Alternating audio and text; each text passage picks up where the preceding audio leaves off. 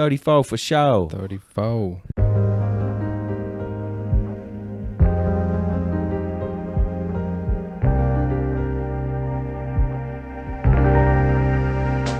What's up, everybody? This is the Harambe's Bauble podcast, a Magic the Gathering podcast. I am one of your hosts, DC. Joining me, per usual, is my good buddy, Will. How's it going, Will? I'm doing good. Doing good. How about you? Doing good. It's episode 34 for real this time. 34. Yeah, we got a little too excited last time. It was Sorry about 33 last time. Now it's 34 Now for it's show. 34 for show. 34. Yeah, man, I'm good. I'm really good, actually. I'm in a good mood. I just made bad financial decisions by ordering more Magic cards, so that always puts a smile on my face whenever I purchase cardboard. Nice. So You want to talk about it? Talk about what you just got? Sure. I ordered a couple pieces for Doom, so I could infinite combo with them, like Ashnod's Altar and Nim Death Mantle. So the old Brea combo that I used to win with. So those were not expensive. It was like $10 and $5 or something like that for the two of them. So like $15. And then I saw prices even out for The Hobbit after pre-release. I was going to hold and not order some until like a couple weeks from now or even longer. But I just don't know if some of those storybook arts are going to go down. With how much collector boosters are and how people can't get their hands on them, I just don't think the storybook arts are going to go down anytime soon, maybe ever. So I went ahead and made the bad financial decision to purchase all of them that I missed on my boxes. Nice. Yep. Well, I'm going to live vicariously through you and enjoy those vicariously. You know, it's... Makes sense, though. I mean, Yeah. I agree with you that I think a lot of them especially are just going to stay where they're at, if not go up. Gleaming Splendor So- is the... We talked about it. It's the most beautiful art maybe in Magic history or up there for it. Mm-hmm. The storybook art specifically with the gold. Oh my gosh, it's just so gorgeous. I had to have it, man. I just had to. I spent like $80 on it, which is not responsible. Don't do that. Unless, you know, if you got the disposable money, I guess go for it. You can get a base version for only like $50, I think. Yeah. So I was like, the extra $30, it's Worth it for that art. For sure. I think it was a good choice in my opinion. The other ones weren't as expensive. Like I got 3 into Will for like $18, and he's already up to like 26. I'm seeing prices. So I guess what was the second most expensive Arkenstone? Probably. yeah, that was like, Was that like 50? I got it for less. I got it for 40 lightly played. Okay. Yeah. It's not bad. No, I was happy with that Compared for to where lightly it played. had been, yeah. Yeah, I think it's like 55 for normal, all that. So, Yeah. again, I'm going to play it. It's an Right. incredible card. Yeah. So, I'm not mad about ordering cards I'm going to play right away and then also just having the collection for, you know, I also justified it by saying I could spend $800 to $900 on a collector booster box and maybe hit these. Mm-hmm. Or I could spend a couple hundred right now and just get the ones that I missed from my Right. product and not have to worry about opening any more Hobbit unless it's just for fun. Yeah.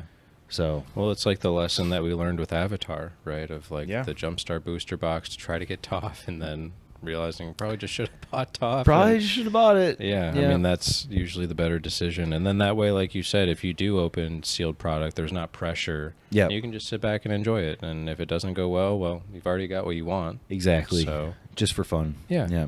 I think that's a Which good is the way idea. it should be. I mean, cracking sealed product should never be a financial investment. And Yeah. it wasn't whenever I got my boxes. I just was opening because I love The Hobbit. Well, Mhm. similar thought process here. I love The Hobbit. I love Lord of the Rings.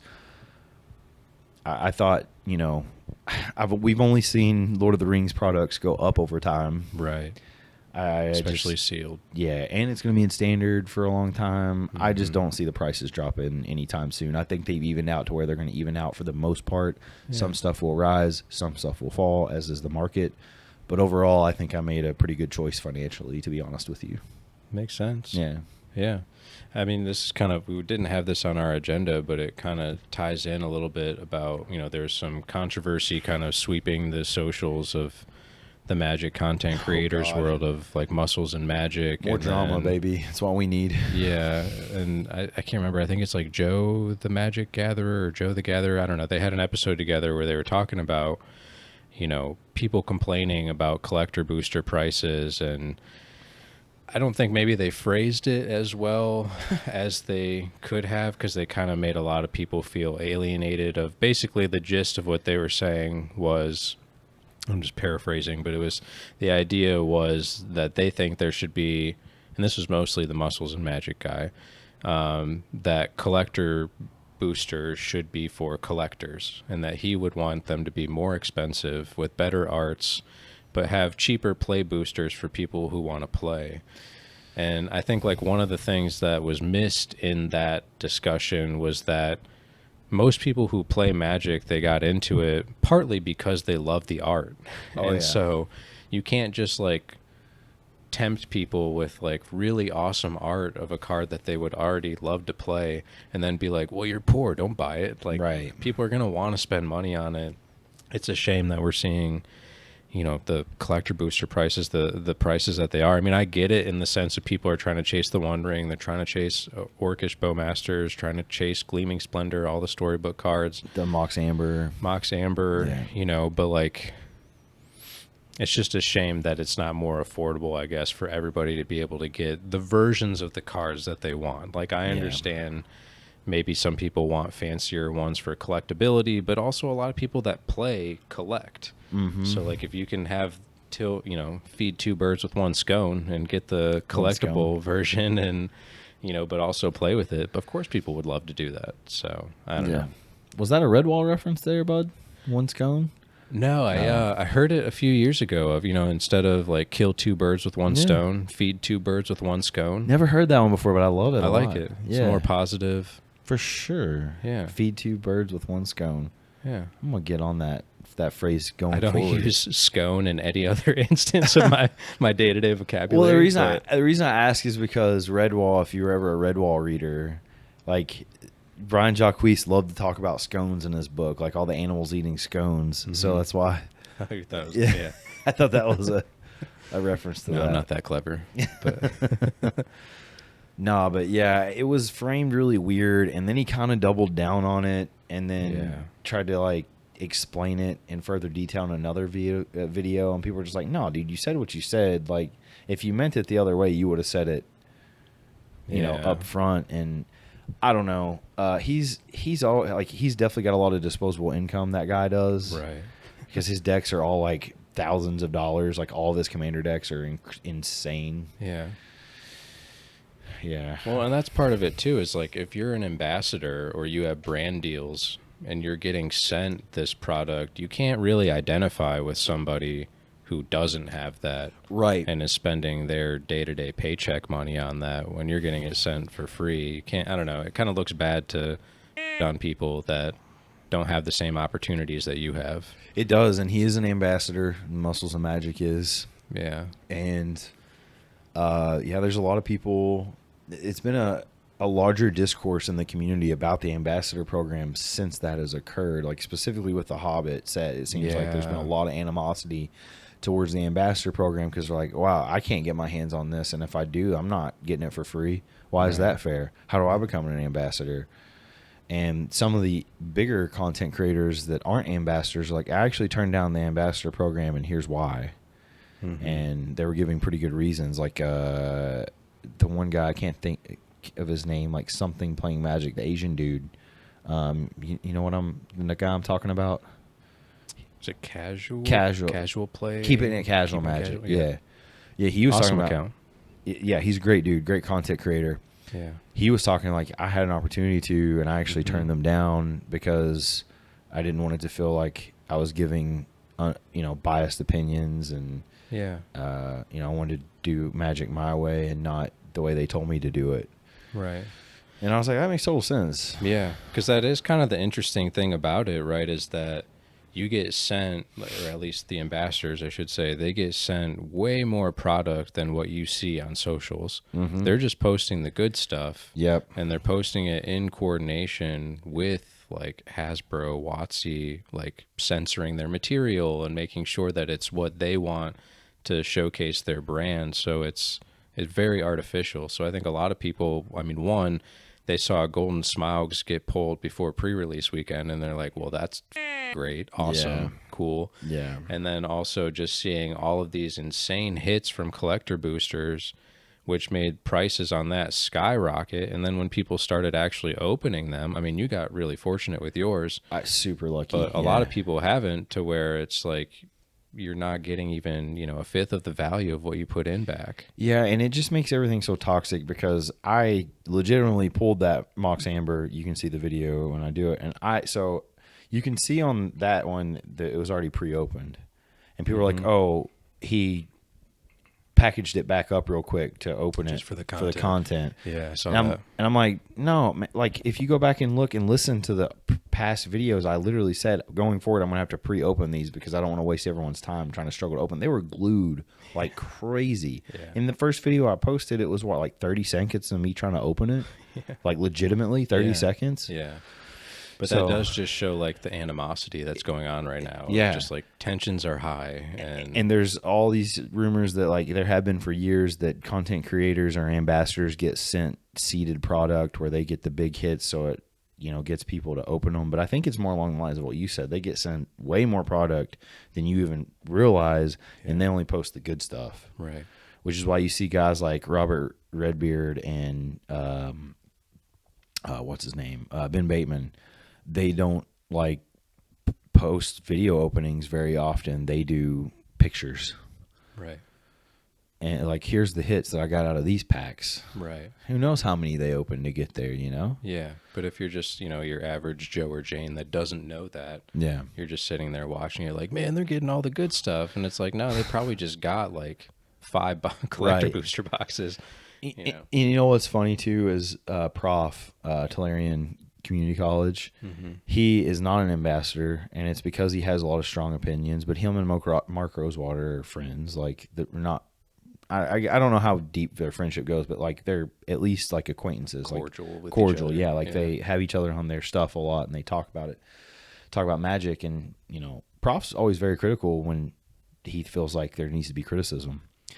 And it was so funny because he plays the booster box game, and he bought his straight up. He does not get sent product. The only thing he got sent was one play booster box from one of his sponsors, and that was it. He bought this with his own money, and he opened it, and he ended up getting like the most insane box ever. He got a Mox Amber, he got a Surge Foil Orcish Bowmasters, and that right there already paid for the box. Yeah.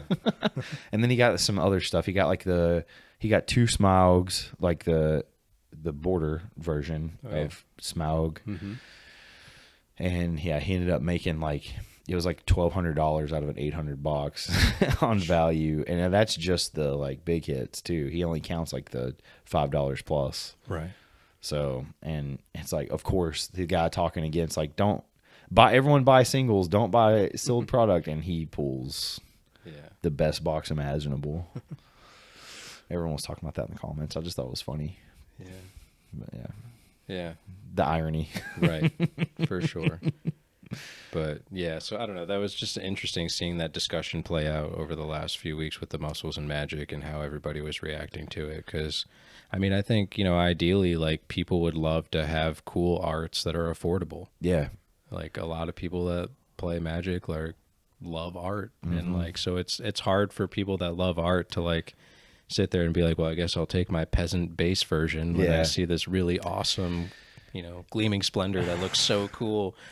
Right, which is why I really liked Edge of Eternities and Strixhaven, because you could pull the cool arts, like the cool lands in Edge of Eternities. You're like, yeah, you're not getting galaxy foils, but you could get the full art lands that are all crazy in regular play boosters. Same with Strixhaven, you get a Mystical Archive in every pack. Right. And like both those boxes sold crazy good. The play booster boxes did crazy well, I should say. And it was because, like you said, you could get those arts, and people love the good arts. Yeah, And I understand from the perspective of, yeah, it doesn't make it special if everyone has it, right? That's a thing, for sure. Yeah. But at the same time, when you have a big property like The Hobbit, Right. it's not really fair to the community if you're at least not putting out product at an affordable price. Yeah. Or like holding your vendors or the companies that buy Accountable. from you accountable. Yeah. For sure. Because we talked about that last episode too, where it's like, it's not like WotC is actually seeing this increase in profit. Right. Like, yeah, I mean, they sold it for what they sold it, and then everything from there is secondary market. They need to print more of the collector booster boxes, especially because they only print those up front. Mm-hmm. They need to do more of them up front. That way it helps with the value for shop owners and consumers. Yeah. So, or purchase price, I should say. You know what I meant. Yeah. Yeah. For sure. Yeah, because we've seen it now with a few sets in a row of things just start when you have just like select cards that have really awesome rare arts. It becomes top heavy, where that just becomes what everyone chases after. The prices on everything else tanks. So if you don't get one of those, you're just shit out of luck on your investment. Yep. And just kind of disappointing. There's a lot of great cards in the set, but it's just not a lot of value unless you get one of a select number of cards. Right. Like I got insanely lucky with the Mox Amber. If I didn't get that, my whole box would have been a huge sink. Like I would have, I mean, not gotten my value back at all out of the box. Yeah. But yeah, man, Mox Amber, it's already gone up from the original price. I'm pretty stoked about that.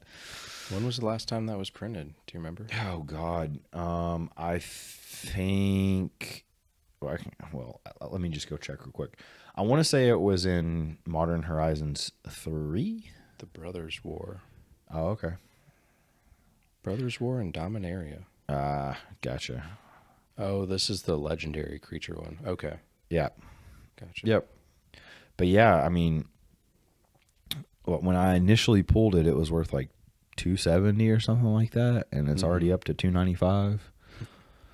Wild times, man.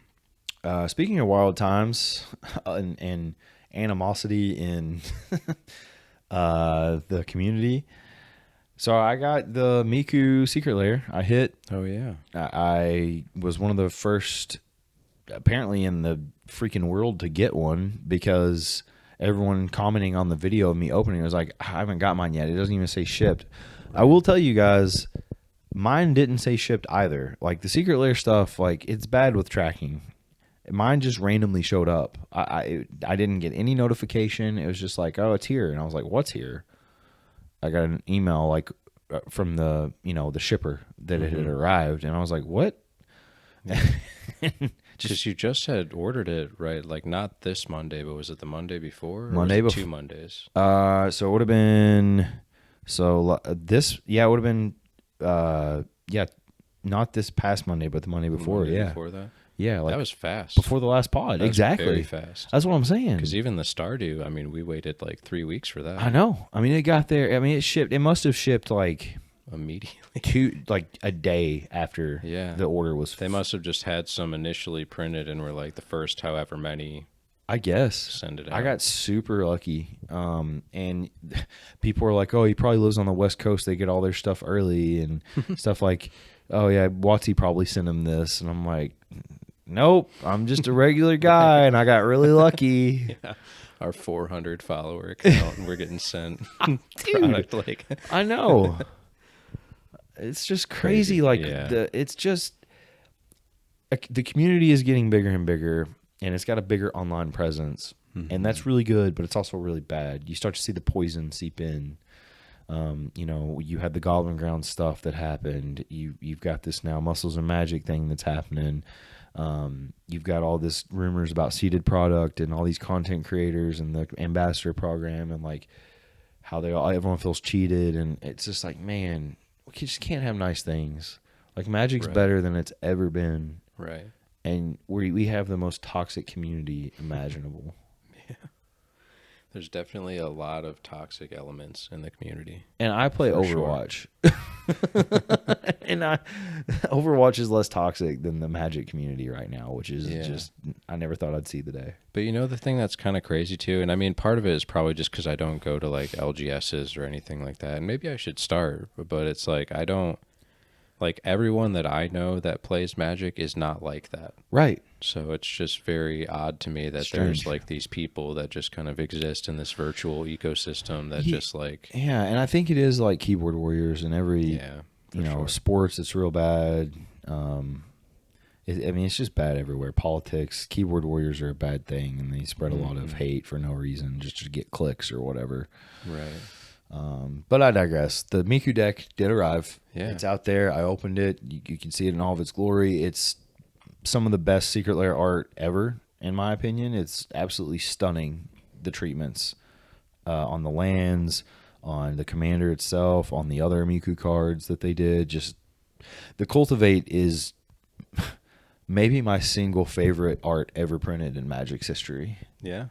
Yeah. That's awesome. It's so gorgeous. There's these like musical notes that only show up if they flicker in the foiling. Ooh. Dude, cool. it's so Kinda like good. The Chocobo feet. Yeah. But like music notes. Yeah. Very cool. It is stunning, brother. Like, it's so good. I can't wait for you to see it in person tomorrow. Yeah. So I played at lunch today. Will skipped out on us because he hates us. Yeah, at least got food with you guys. Yeah, you did. Yeah. Shouts out to AmeriAsia. Best restaurant around by far. But fix your online menu so I can order the How Fun noodles with spice. Yeah, please. I have to call every time. Honestly, next time we're there, I should just mention it to the person. Oh, I do. I probably don't even know. No, they do. I've and they're like, yeah, it sucks. And I'm like, oh, okay. Yeah. Okay. Anyway, so I played against Dan and Sam, and Aetherflux Reservoir yet again got me a W. I paid 50 life, took out Dan, and just played what ended up being the long game with Sam with his Gold Blue deck, and I ended up winning by turn 16 with my bracket 2 deck. Yeah, it is very synergistic. I did take out the Vorinclex because it's mass land denial. For the people saying it's not, it 1,000,000,000% is bracket 4 with that in it because it is a mass land denial card. It is, by its very definition, it is. You can go check Moxfield. They have a full list of them. It is on the list. However, I took that out, put in a few pieces last night to bring to lunch today, and it's so synergistic. It's just a lot of fun to play. Like, I just had a fun time. A lot of life gain, a lot of creating tokens, putting 1/1 counters on those tokens with Archangel of Tunes, which is a reprint of Archangel of Thune. Just a lot of fun, and I'm excited for you to see it in its glory tomorrow in our bracket 2 game. Nice. Yeah, I'm excited to bust out Lucky too. Yeah, man. Bracket 2s, baby. Yeah, I've only ever played 2 games with it, and that was before I got the like flurry of cards that I've gotten the last week and a half. So I'm actually excited to like have food synergies and have +1 counter synergies and like actually have some stuff that might like, I mean, there's a very low ceiling, but like just to have the engine, moving a little bit better. Yeah. Yeah, like I said, I think I have like 3 game enders in the whole deck. Like, if I don't have those 3, I'm probably not going to win. Yeah. Just survive and advance is what I'm doing. I mean, that's how Lucky is. Like, the whole strategy of Lucky is, can I gain life on every turn and keep him safe so that I can just slowly make him big and then hopefully eventually give him trample. That's the only thing I got. I mean, maybe like a displaced dinosaurs and like make a bunch of food tokens, 7/7 dinosaurs. Yeah. But that's not, there's no fetching or anything. So the main strategy is just, can we buff this golden retriever to a point of no return? I love that. Yeah. I love that. Kind of fun. Yeah. But that's awesome. Yeah. We played last week. You unfortunately weren't able to come. Because my had dad family was in. Yeah. Crazy ordeal too. I'll tell you after what happened, because I don't think I told you everything that happened. Yeah, we don't need to talk about it here. But okay. Yeah, I ended up winning quite a bit. Was it just you, Sam, and Dan? Me, Sam, and Dan. Sam won the first one. I'm looking back at the stats here to see what he played. I played Squirrels and it lost. He won with his his Blood God deck. Oh yeah. Yeah, the Rakdos one. His playing the sorcery as a commander. I ended up winning the second one with squirrels. The third one, Merfolk got its first win. Nice. Yeah. There you go. I bounced everybody's stuff with the one where it's like name a creature type, return all creature types that aren't of that type. Okay. Yeah. To the hand and just swung out. And then, let's see. I ended up winning with Molecule Man. Yep. I didn't, and not in the. It's still monocolored too. Okay. So yeah, Not green yet. didn't go green yet. I haven't made that change yet. See how it goes again because it was fun. And then Dan ended up winning the last one with Storm. He took like a 45-minute turn and won. Stormed off like crazy with Storm. Yeah. I played. Sounds about right. Yeah, I played Dr. Doom on that one because he's like, it's bracket 2. And I'm like, I don't know if this plays like a bracket 2, brother. But yeah. Storm bracket 2 would be even worse than Storm bracket 3. yeah. Storm sucks. I'm just going to say it. I understand that it's a legal strategy and legally you're allowed to do it. Yeah. But some things in life, just because you can, doesn't mean you should all the time. Yeah. But a little humble brag for me in our play group, I'm 15-17 overall. So my win percentage is 47% right now, which is higher than I thought it was going to be. There you go. It did help that I won like 3 games Thursday. It really helped my percentage out. But Yeah. I have no idea what my win percentage is. I don't really keep track. I can tell you from our play group, but you're not going to be happy about it. I don't really care, to be honest. I mean, when we're playing, I don't choose matchups where I'm really trying to win. I just like to win, but I'm not playing the matchups. I'm just playing decks I want to play. I've just been playing Toff mostly, and like little ones where I know I'm not probably going to win. So that's why I don't really care about this keeping track. That makes sense. Yeah. That does make sense. I don't care that much other than the fact that I'm just competitive and also kind of a psychopath and like to keep track of literally everything. Like I used to keep my own stats in Overwatch and Halo, and I'm bad about wanting to keep stats. It's a competitor. Should have been a stats guy instead of an IT guy. Yeah. Maybe. Hey, dude, I killed it. It's not too late. It's never too late. I did kill it in statistics in college. I didn't even go to class and got an A, like 100 man of stats. I got a 98% in the class. Nice. And I didn't go to like maybe but 3 classes, and they were exam classes. I'm not kidding. I think I went to the first day and all the exams, and that was it. Really? Yeah. Hey, if it works, it works. I'm like, I know statistics. I don't need to be taught this. This is not brain surgery. Yeah. Anyway, I digress. Talking about random stuff at this point. Speaking of secret layers, though, because going back, I was talking about Miku and secret layers. The Hobbit secret layer happened, the super drop. Oddly enough, the only one that sold out right away was the food tokens one, which was like second breakfast, third breakfast, and all that. Where it's literally just like 6 food tokens, right? Yeah. That's crazy. Yeah, that's the one that sold out right away. Crazy. I ended up getting one. I got the ones that look kind of like heavy metal, the black and white ones. Yeah. I got it inked. I got it in non-foil. Mm-hmm.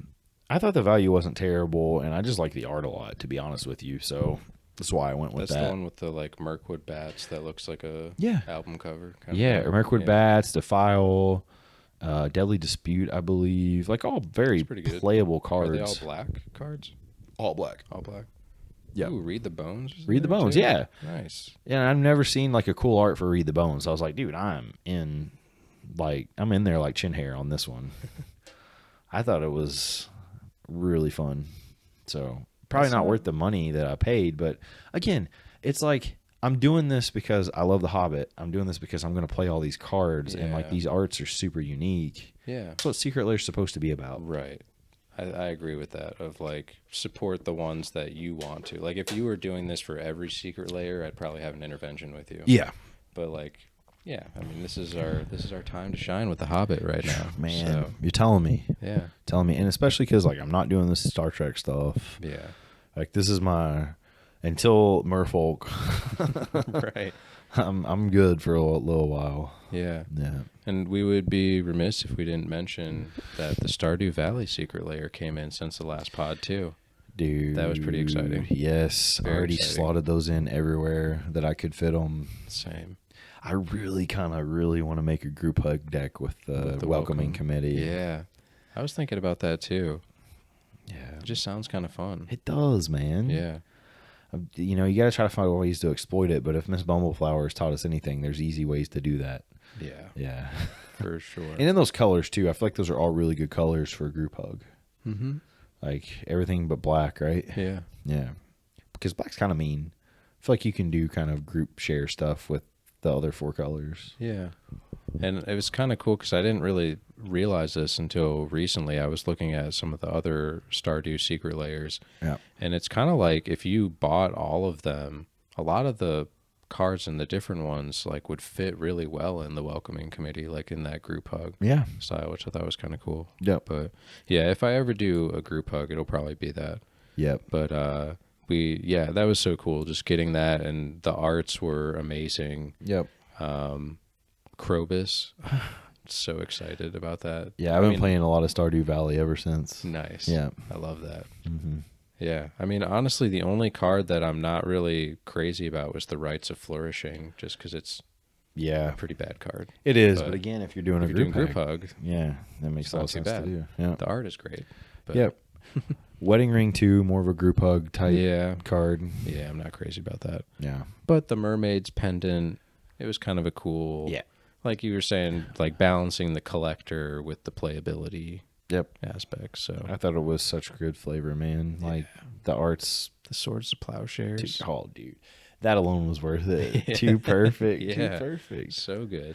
That, and we get a unique land that makes food tokens Yeah. that it's just called Stardew Valley, Mhm. and that's already going for whatever the 35 thing is worth. Crazy. So, yeah. And a lot of people were upset about that. Not to go on another tangent, but a lot of people were upset about the fact that they had a mechanically unique card in a secret layer. People complain But- about that all the time, but I think that's actually a good thing when they do that, because it like gives people incentive to buy them. Like, it's not just like, oh, here's this janky reprint. Like, no, Right. here's a new card and also some good reprints. Yeah, Why not both? right. I like it. I think it's pretty cool. Yeah. And if Very we've unique. learned anything, they like to reprint secret layers that are mechanically unique in other things as other versions. So Yeah. And we've seen that where they'll say like they did it for Street Fighter even. yeah, where it won't be like one of those cards where it'll have like not like the Miku ones where it has like the Archangel of Tunes, then underneath it says Archangel of Thune. But there's other versions where I saw an example today actually about this where it was like Rick from the Fallout secret layer, and there's another version that they printed after that that's like the exact same card, but it within universe. Yeah. But it's like it doesn't have the name underneath it. It's like in the bottom left, it'll say like equals SLD, whatever the number is, Gotcha. to say that it's like equivalent Yeah. to that card. So I'm sure they'll do something similar in the future where, I mean, Yeah, and you know how much WotC loves doing foods recently, which we're not mad about, no, you and I. not at all. I think it's awesome, dude. I think, Yeah. I think it's so cool. Just having another token that you can just do all sorts of stuff with. Very cool. Yep. I love that it's a land too, late game, nothing to do. Let's create a food token. Right. Yeah. Yeah. Yeah. And actually the art by Concerned Ape, that's pretty cool. Yeah, I like that they gave him credit on that, and for sure. yeah, Yep.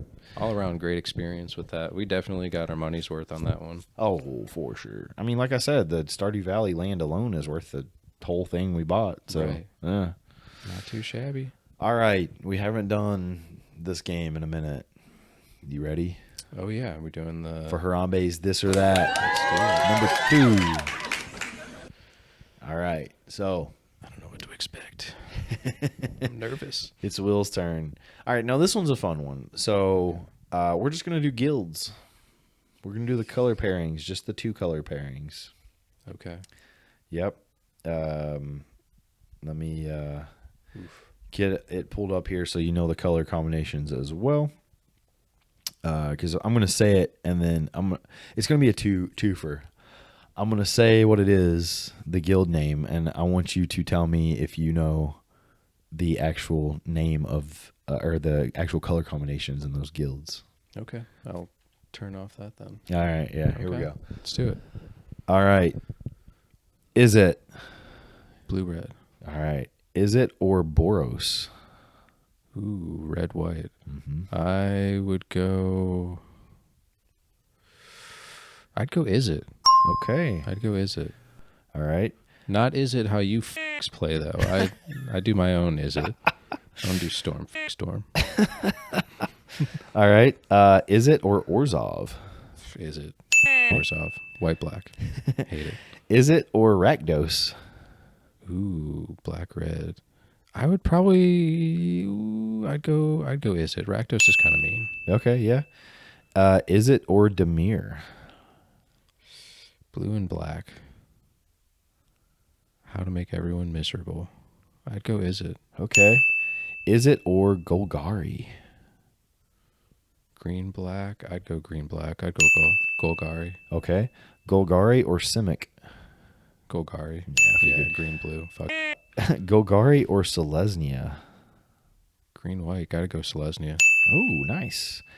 Miku Selesnya. My first ever Selesnya deck. Selesnya or Azorius? Blue, white. I would go.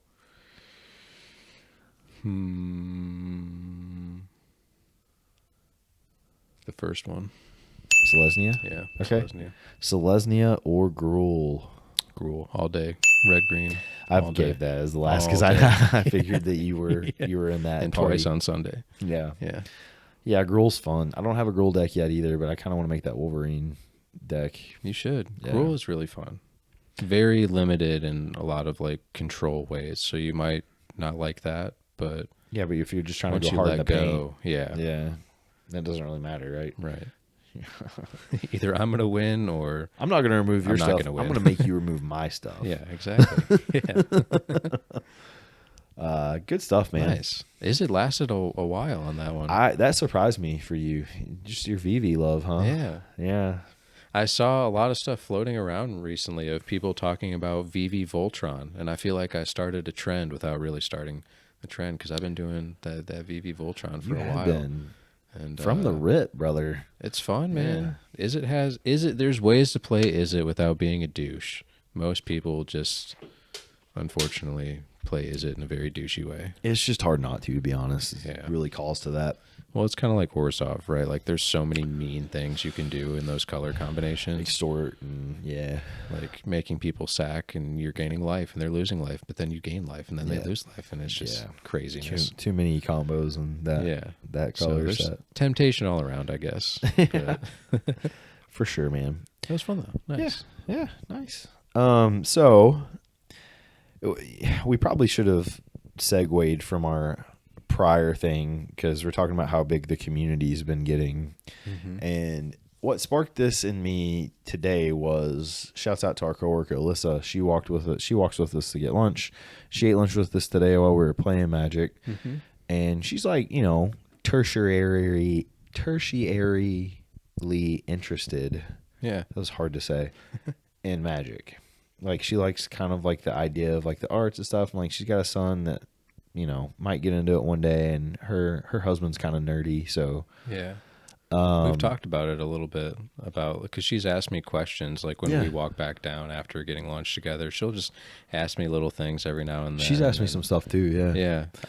So that got me thinking. It's like I've taught a lot of new players to play Magic, a lot, you included. I helped teach you how to play Magic. But like, how do we, as a community, we see these people get interested in like some of the Universes Beyond stuff. How do we welcome them in the best we possibly can to join our cult? Because I mean, let's be honest, it kind of is. Yeah. Yeah, our community. How do we do that? And so I thought of some things as someone who's taught a lot of players, and I've seen them get nervous about certain things, or like not really pick up on certain things and not really be super into it. I try to be as welcoming as I can to new players, but I want to know how we pull them in before we even get to the teaching part. Yeah. And I think, you know, if you show some like cool art or like mechanically how the game plays, you know, something they might be interested in as far as like intellectually goes, you know, if it tickles a certain fancy in their brain, like if they're a math person or if they like fantasy, stuff like that. Like those are two things you could draw people in for, because the joke is it's Math the Gathering, right?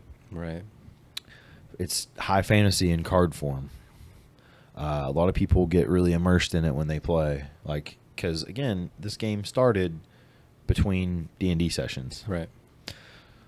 Comes from the same universe. So yeah, I think we need to be nice to new players and think about ways we can bring them in. Yeah. Any other thoughts on that? Yeah, man. I mean, I know for me personally, what really started to get me interested in learning more about it was when I started to see some angels.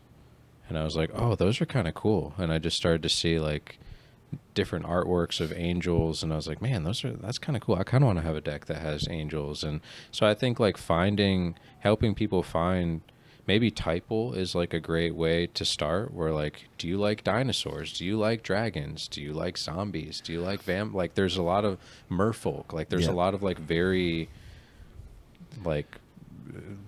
set typals within the universe of Magic that people could pick up. Rats, you know, like there's things that squirrels that could pick up, where it's just like, wait, you mean I could have a whole deck of that? That sounds kind of cool. Cats, like, dogs. Find a way to get people in that way. But then kind of like what you were talking about with me over text before all this, of just like being mindful as the person teaching of the intensity at which you're playing with people. Because it's one of those things that, I mean, I've been playing now for a little over 6 years. It's probably been, what, like 12 years for you? Let's see. Longer 13. than that, yeah. But, I mean, around ballpark, like somewhere like 16, I think it's 16 years. 16 or 17 years, yeah. But, like, we're still learning. Yeah. Every week when we play, there's some weird rules interaction that we hadn't thought of. So it's like, you're not going to be able to download the entire game into somebody in one session or 2 days or 4 days. It's going to take years. Yep. So trying to create a situation that is as simple as possible and then ease them into the complexities. You know, that's why I sent in that message of like, I think it's important as the person that's teaching to not have a lot of removal and to have no counter spells. Essentially, like, minimize your interaction. Yep. Because you want people to get a chance to understand their deck, to understand the rules, and to just see stuff play out. The game is going to be slow. It's going to be long. You're going to be sitting there like, come on, hurry up. I want to get something going. But like, you got to let people struggle, and people are going to struggle for a while. And the more that you let them just play their deck, because I know for me at least, when you and I first started playing, it was hard for me because I was going against Brea 1v1, and this was when Brea was very heavy control Magic. It's the only deck I had at the time, to be fair. Yeah. No, I still love you. Yeah. But it was tough because it was like I didn't get to see my deck play out as much until I started to play with people like Farron, and we were doing precons versus another, and like he and I went to Target and got precons. But like when I started to see, like, I could actually play stuff and like see it interact, that was when the gear started to click more. And then we started playing against like Andrew, and like I started playing more with Michael and you, or like more interaction got involved. But I was like mentally prepared at that point for like more interaction. Yeah. Like and when I first started, my brain was not ready for all of the interaction that can go on in Magic, because I'm just trying to figure out, wait, so how does a turn work? What do I have to do? Yeah. You know, so be very deliberate with your turns. Say all the phases out loud. For sure. So that the person you're teaching and playing with knows the phases, and like it's second nature to them later on. Like at first, it's not going to be second nature like it is to you. You can't just do blah blah blah blah blah and then pass. You gotta say untap, upkeep, no triggers, draw, stuff like that. Be very deliberate. You know, I'll give you an example. So I was playing in that Spider-Man sealed a few weeks ago. Oh yeah. Mm-hmm. and I was playing against a girl who she had never played any kind of like limited before. She never played limited, never played standard, like nothing in the small format. She only played commander because her fiance or boyfriend or whatever was like they play with their friends, and so like it's very fast with limited. It's not like you can't just like take your time. Right. Like stuff goes fast. You play a lot of creatures. You get out fast. A lot of interaction. You know, it's not like commander where you can just sit back and chill. Like it's competitive. Yeah.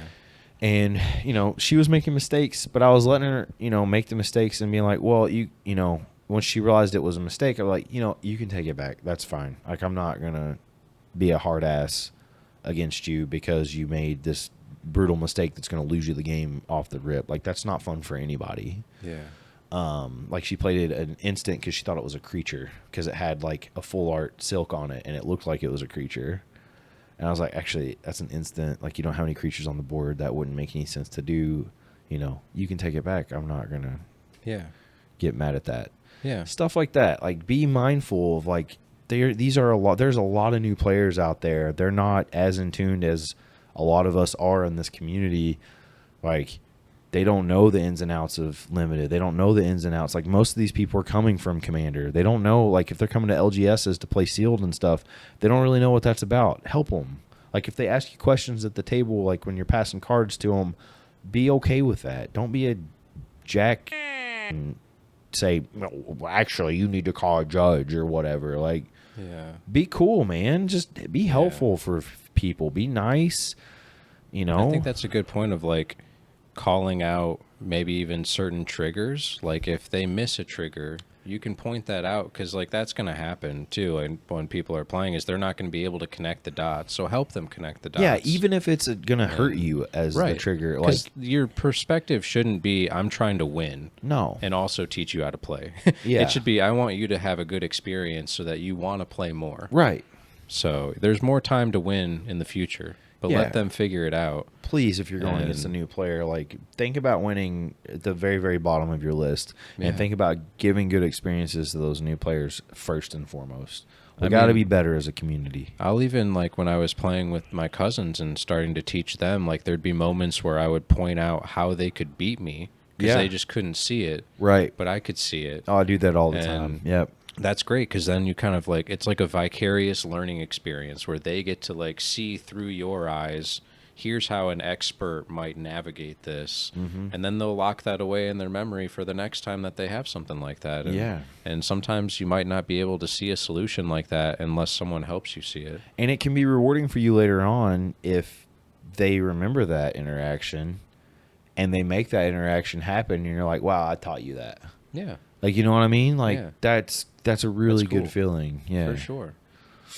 Yeah, so just be nice. Be nice. Be helpful. Like, sometimes, like, especially in casual games, sometimes you just got to let them win. Like, I know that sounds stupid, but, like, I'll give you an example, too. I teach my son, right? I'm teaching my son how to play. I teach him how to play.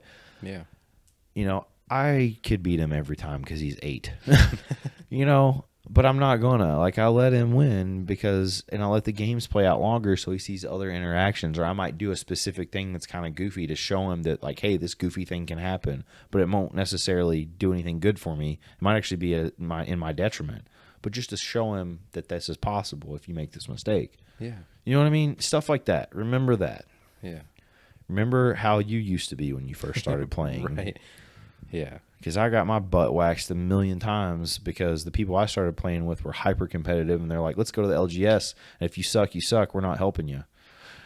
Like, that sucks when you're first starting out. It just does. For sure. Yeah. Because it is a lot. Like, it's a lot to learn. Yes. And it's a lot to juggle. And, I mean, I started making, like, that, whatever, like, 2-page resource guide thing, and I kind of want to revisit it and, like, touch it up. But I'm sure others online have made stuff of, like print off some kind of thing of, like, here's the turn structure, or, like, use visual guides.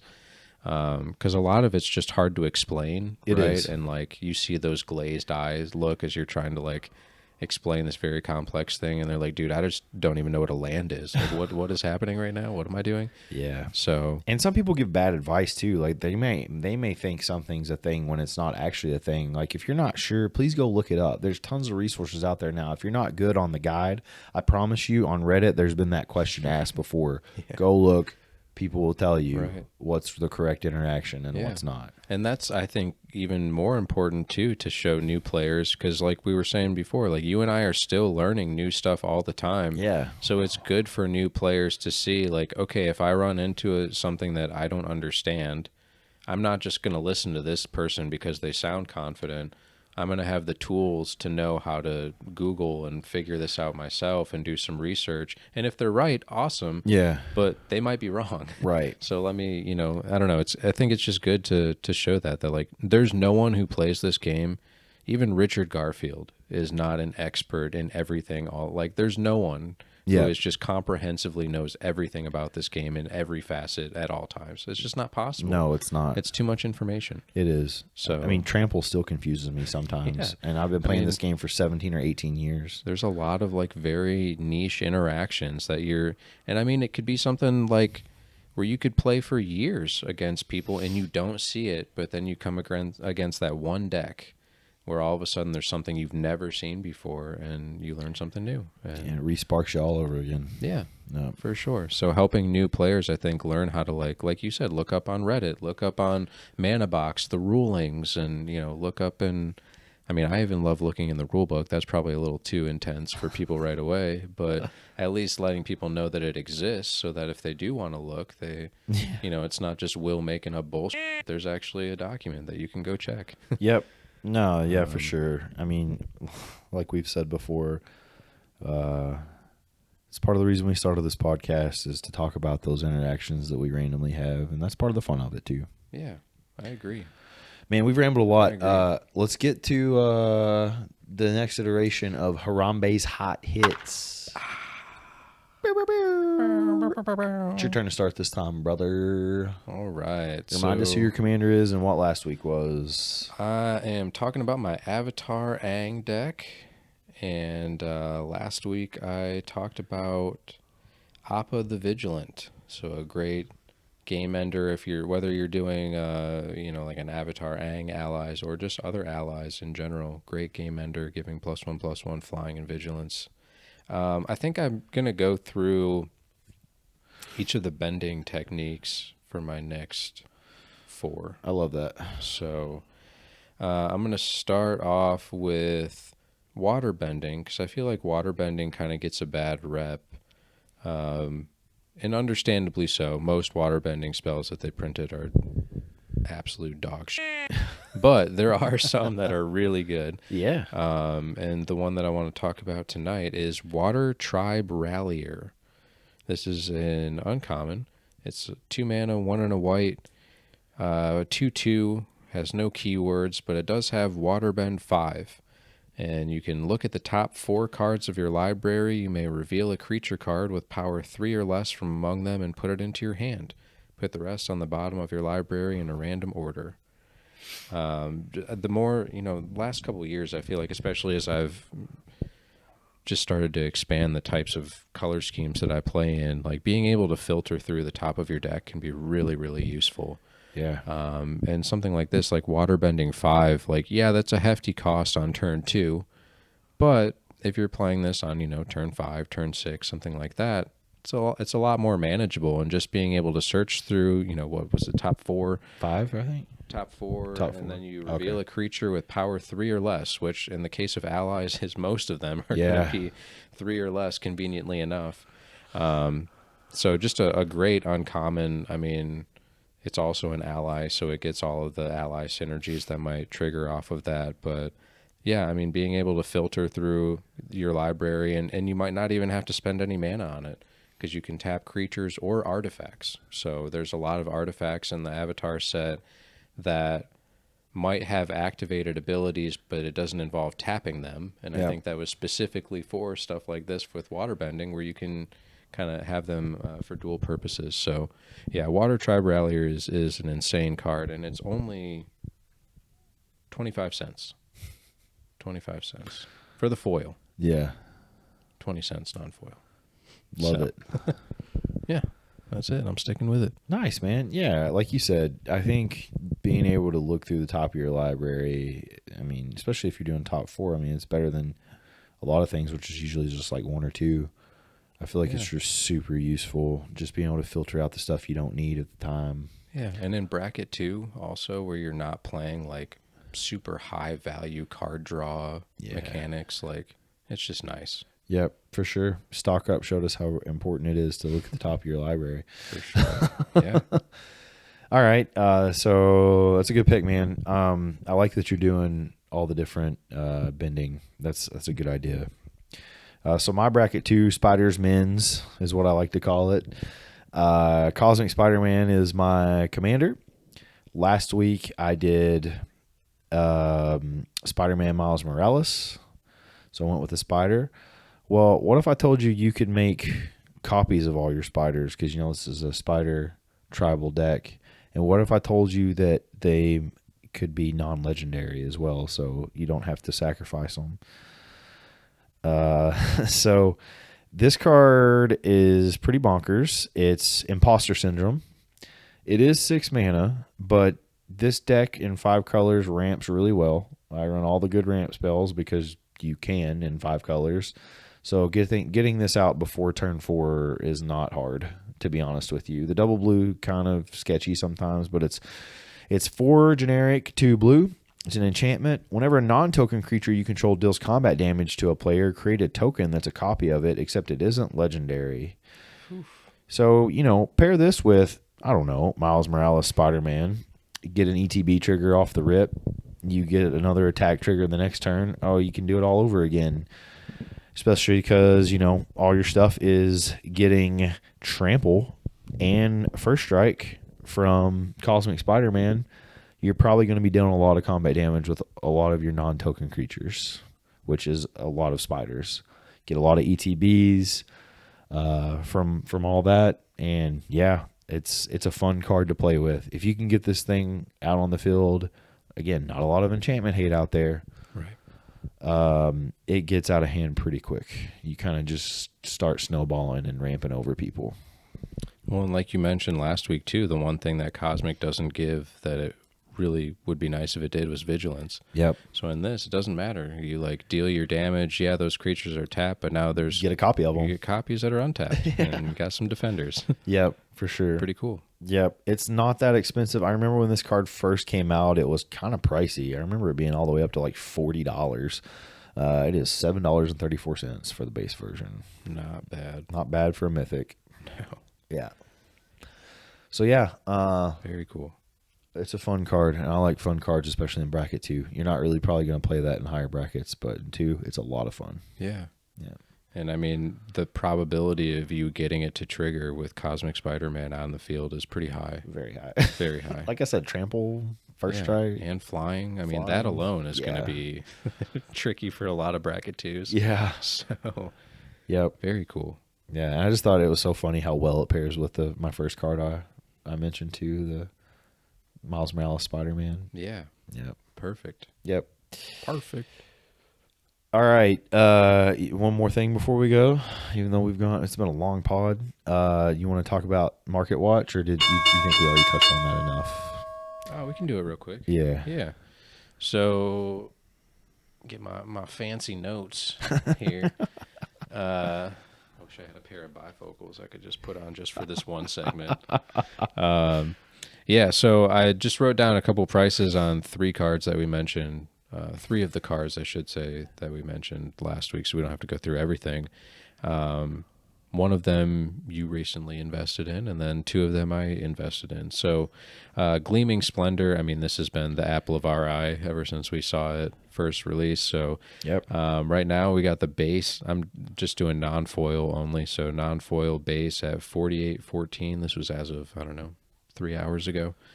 And the showcase version, the storybook, was 90.38 cents. So I did make a very good investment on that then already. Yeah, it's going up. It's already gone up from my purchase price. Mm-hmm. Disappointing for me. For me. Like I said, sometimes you just got to jump in when you feel it's Yeah, right, man. I know. It's tough, especially when you're like so close to payday. Mm-hmm. I don't know if I can hold out any longer. I might need to. Yeah. But yeah, so Gleaming Splendor, I mean, the base version has climbed up a lot more than the showcase, which I thought was kind of surprising because the base was around 30-ish last week when we talked, and so it's gone up about $15. Because it is a small set, mythics seem very hard to hit. Yeah. Yeah. And it's cool. I mean, the art on it is still pretty cool. Yeah. And just an insane card, like we've talked about. I mean, like format shaking kind of card. It's like I think they're going to put it in the game changer right away. I think yeah. that's going to be in a couple months when they make announcements. It's going to be added to the list. Yeah. Because it's that good. It's that good. Yeah. So the last two, just to go real quick, Smaug Wicked Worm. So this was one that I picked up the base version for $1.98 pre-sale, which just felt like a good price. Again, not encouraging picking up pre-sale pricing, but every now and then if you see something that just feels right and you have the funds, go for it. Yep. Base version is now $2.41, so I have netted 43 cents, baby. That's what we're talking about. Showcase is up to 17.46, which is not bad. I mean, it's come down a lot. The showcase of Smaug was like 50 something for a long time, and Yeah. so that's good because I would love to get that storybook version, and 17 is a lot better than 50. I got it for 12. Not bad. Yep. Even better. Yep. And then the last one I wanted to mention was the one that I was honestly kind of worried about losing money on because it was the most. I felt like it had the most potential variability in where it end up is Bilbo Fellow Conspirator that I picked up for $6 pre-sale, which that felt kind of high. It's up to $16.19 right now, which really surprises me. I mean, I don't know. It's one of the I would hold off on maybe buying that one for a little bit longer if you don't have a copy. It's a great card. And especially if you're doing a food deck, it's a great fit. But for $4 more, you could buy Nuka-Cola Vending Machine, which is an infinitely better card. Because it goes in every deck. This goes in only green. Right. And it's narrow, man. Like you have to have something to make foods Yeah. for that to have value. Now, it goes hard in our decks. And Yeah. it goes hard in the right decks. Oh, yeah. But I don't think it's worth that money. No. I really don't. No. Maybe it will go up over time, though, because like I said, you can only get them in scene boxes and collector booster boxes. So and both are hot commodities currently. But Will's investment is looking pretty good right now, baby. $6. I'm not mad at it. I mean, I would have spent $6 anyway for it because I just know it's going to be great. It's a great card, lucky, and Yep. honestly, even Corvold, it would be pretty good. But To be very good in Corvold. Maybe wait till it drops and get you another copy, brother. right. Yeah. But yeah, so that was my Harambe's market watch right there. We've seen some prices going up, some prices going down. Yeah, that's all I got. Here's my market watch. All my Miku cards have shot up infinitely because of the Miku Secret Lair deck. That's about it for me. And my Mox Amber has already gone up, like I said. So, yeah. Mana Box is helpful with Market Watch because you can, set your purchase price and then you can sort by value change. So you see what has shot up over, Oh, from your collection? Yeah. That's nice. Reign of Riches has jumped up quite a bit. Like $9 since I first got it. It's like a $10 card now. Reign of Riches. I don't know if I know that one. So it is when Reign of Riches enters the battlefield, create 2 treasure tokens. It's 3 generic and 2 red. The first spell you cast each turn that mana from a treasure was spent to cast as Cascade. You should probably put that in Corvold. Yep. And Smaug. Yep. Did they reprint that for The Hobbit? Or does it just look like Smaug on the... It just looks like just Smaug. Bloomborough. Interesting. It was in Bloomborough? Commander. Okay. I guess maybe the Jeskai deck? I don't know. I got it in my Outlaws of Thunder Junction Commander in the Outlaws deck. Okay. Yeah. Very cool card, though. Yep. Which I took apart and don't run, but just got it because it was cheap, Costco.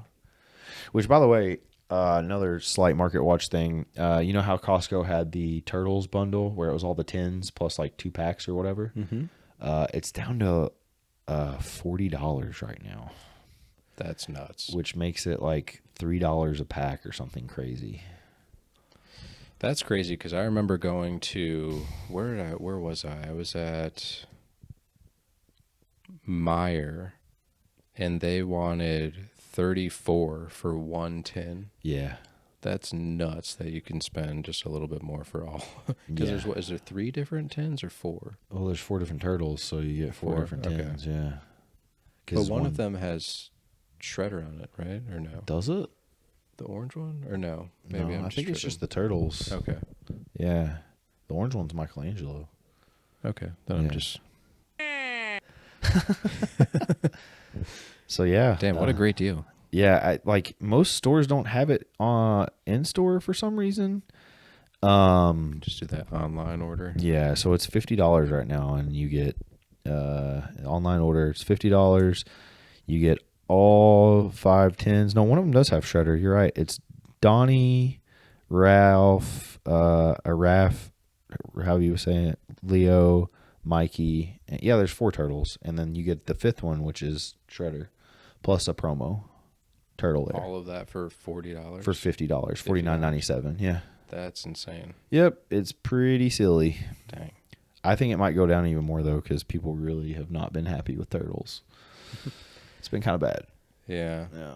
There were some cool cards in there, but I mean, it definitely, that was, I feel like, well, maybe not. Maybe Avatar was even more. I'm trying to think of when we started to see this turn of like really top heavy sets, because that was definitely a top heavy set. It was. You had like Super Shredder and like a couple of like bonkers cards, and then some of the Krangs and yeah, but only the like alternate arts were really holding the value down. yeah, yep.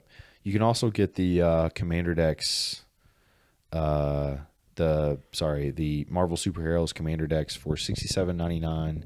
You get 2 packs and a Command Tower promo. Avengers Tower promo in it. So 67 is not bad, especially for the Doctor Doom deck, because just if you pull the cards out of it, you can get better value out of that for 67. Yeah. So, because Molecule Man and the land that 2 or more opponents, whatever, enters untapped. Mm-hmm. Some cool stuff in there. For sure. Yeah. All right. Well, we have talked a lot, dude. Cross off everything on the list. I think we got everything. Did This we? has been a long podcast. This is our Yes. longest one by far. Let's keep going another 4 hours. We got it. Let's lock in, baby. Well, Yeah. oh, we didn't do a brought to you by for our Harambe's Hot Hits. Brought to you by U-Haul for all the Johnson & Johnson's baby powder for your post-marriation needs. and U-Haul for all your lugging of The baby powder. baby powder and magic product cardboard that you need to take to whatever destination that you're going to. Yeah. Yeah. That sounds good. That sounds like an ad, a real one. Okay, bye. Send us money, U-Haul, and we'll advertise. Yeah, please.